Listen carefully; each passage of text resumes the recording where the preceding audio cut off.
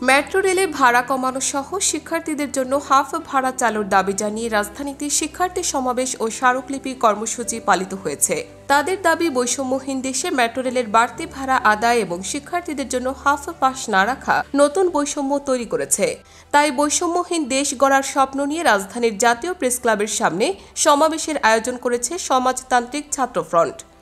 ব্যস্ত নগরী ঢাকার পরিবহন খাতে স্বস্তির আরেক নাম মেট্রো রেল।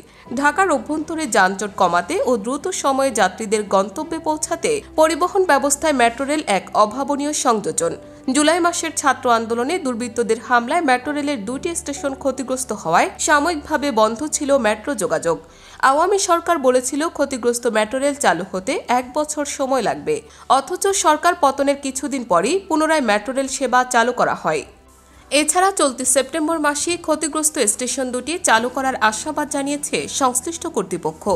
এদিকে 12ই সেপ্টেম্বর বৃহস্পতিবার রাজধানীর জাতীয় প্রেস ক্লাবের সামনে সড়ক পরিবহন ও সেতু উপদেষ্টা বরাবর স্মারকলিপি পেশ ও সমাবেশ শীর্ষক ব্যানারে মেট্রো রেলের ভাড়া কমানোর দাবি জানায় শিক্ষার্থীরা।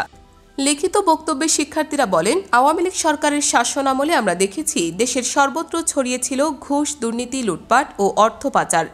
আমলাতন্ত্র ও বিচার বিভাগ সহ রাষ্ট্রের সব প্রতিষ্ঠানকে সরকারের আজ্ঞাবহ প্রতিষ্ঠানে পরিণত করা হয়েছিল। বাংলাদেশে যে কোনো প্রকল্প দীর্ঘসূত্রিতা করে বাজেট বৃদ্ধি করার নামে ব্যাপক দুর্নীতি ও অর্থ পাচার করার যে প্রাত্যহিক চিত্র দেখা যায়, তার কারণেই শাসক শ্রেণী পরবর্তীতে জনগণের ওপর বাড়তি ব্যয়ের বোঝা চাপিয়ে দেয়। ঢাকা লাইন 6-এর 20 কিলোমিটার পথে মেট্রো রেলের সর্বনিম্ন ভাড়া ধরা হয়েছে 20 টাকা এবং সর্বোচ্চ ভাড়া ধরা হয়েছে 100 টাকা। এই ভাড়া রাজধানীর বেসরকারি বাস ভাড়ার দ্বিগুণ এবং ভারত ও পাকিস্তানের মেট্রো রেলের ভাড়ার চেয়ে 2 থেকে 5 গুণ বেশি, যা দেশের একটা জনগণের একটি অংশ, ছাত্রছাত্রী এবং গরিব ও নিম্নবিত্ত মানুষের সাধ্যের বাইরে।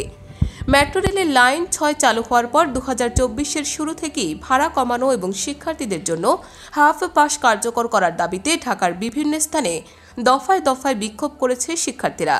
স্মারকলিপি দিয়েছে মন্ত্রণালয়ে, কিন্তু ছাত্রদের এই দাবি ও আকাঙ্ক্ষার প্রতি কোনো বিবেচনা না করেই উল্টো মেট্রো রেলের সেবা ও টিকিটের ওপর 15% ভ্যাট আরোপ করে আগের ভাড়া আরও বাড়ানোর কথা ভেবেছিল সরকার। শিক্ষার্থীরা ভাষ্য, অথচ আমরা জানি বিভিন্ন দেশের রেলসহ বিভিন্ন গণপরিবহন সরকার ভর্তুকি দিয়ে চালায়। আমরা যদি মেট্রো রেল আইন 2015 এর উদ্দেশ্যের দিকে আলোকপাত করি, তাহলে দেখা যায় জনসাধারণকে স্বল্প ব্যয়ে দ্রুত ও উন্নত গণপরিবহন সেবা প্রদান এবং এ আইনের একটি ধারায় মেট্রো রেলের ভাড়া নির্ধারণের ক্ষেত্রে মেট্রো রেল পরিচালনায় ব্যয় ও জনসাধারণের আর্থিক সামর্থ্যের বিষয়গুলো বিবেচনার কথা বলা হয়েছে। সুতরাং ভাড়া নির্ধারণের ক্ষেত্রে সরকার নিজের তৈরি আইন ও বিধিমালাই অনুসরণ করেনি, আর তাতে ভুক্তভোগী হচ্ছে সাধারণ জনতা। মেট্রো রেল যেন শুধুমাত্র সামর্থ্যবান শ্রেণীর মানুষের বাহনে পরিণত না হয়, বরং সর্বস্তরের মানুষের ব্যবহারের মধ্য দিয়ে যানজট নিরসনে উল্লেখযোগ্য ভূমিকা পালন করতে পারে। সেজন্য দেশের মানুষের আর্থিক সামর্থ্য বিবেচনা করে এবং প্রতিবেশী দেশের নগরীগুলোর সঙ্গে সামঞ্জস্য রেখে মেট্রো রেলের ভাড়া হ্রাস করার প্রয়োজন বলে মনে করেন শিক্ষার্থীরা। একই সঙ্গে গণ অভ্যুত্থানের মধ্য দিয়ে দায়িত্বে আসা অন্তর্বর্তী সরকারের কাছেও ভাড়া কমানো ও মেট্রো রেলের শিক্ষার্থীদের জন্য হাফ পাস কার্যকর করার দাবি জানিয়েছেন তারা।